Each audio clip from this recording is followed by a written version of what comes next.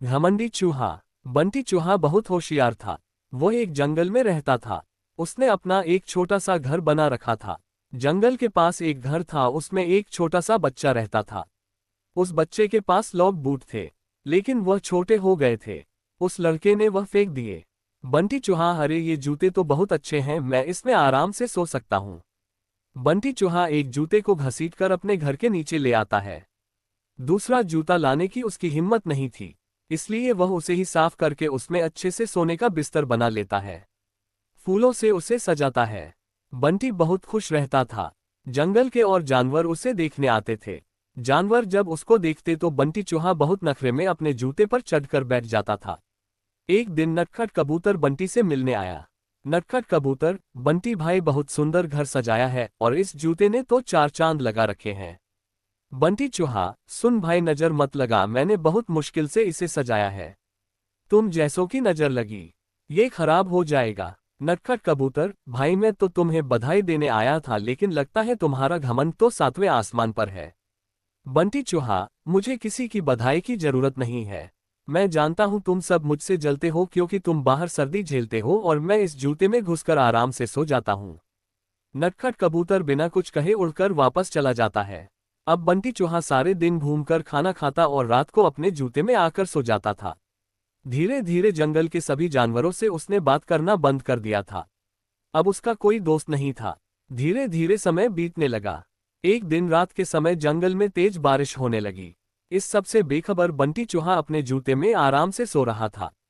उसे बाहर के मौसम का पता नहीं लगा। बारिश का पानी बढ़ने लगा। जूते के तले में एक सुराख था, जिससे पानी जूते में भरने लगा। कुछ ही देर में बहुत सारा पानी जूते में भर गया।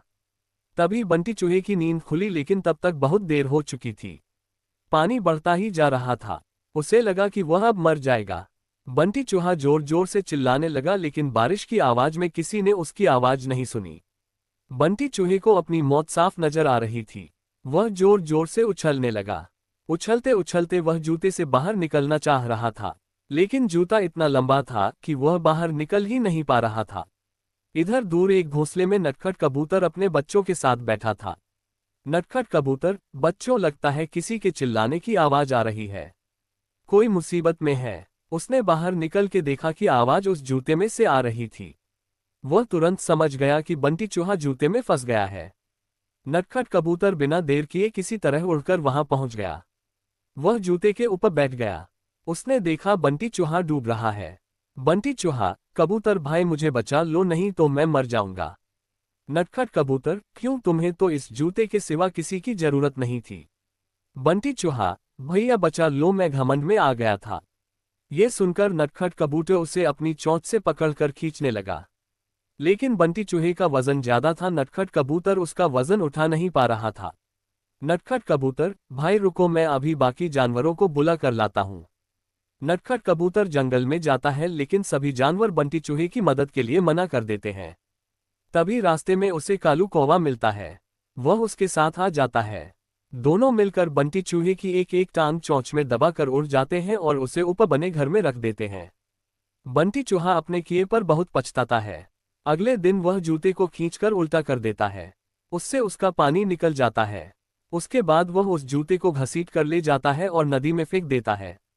ये देखकर नटखट कबूतर और कालू कौवा बहुत खुश होते हैं। फिर बंटी चूहा सब जानवरों के पास जाकर सबसे माफी मांगता है।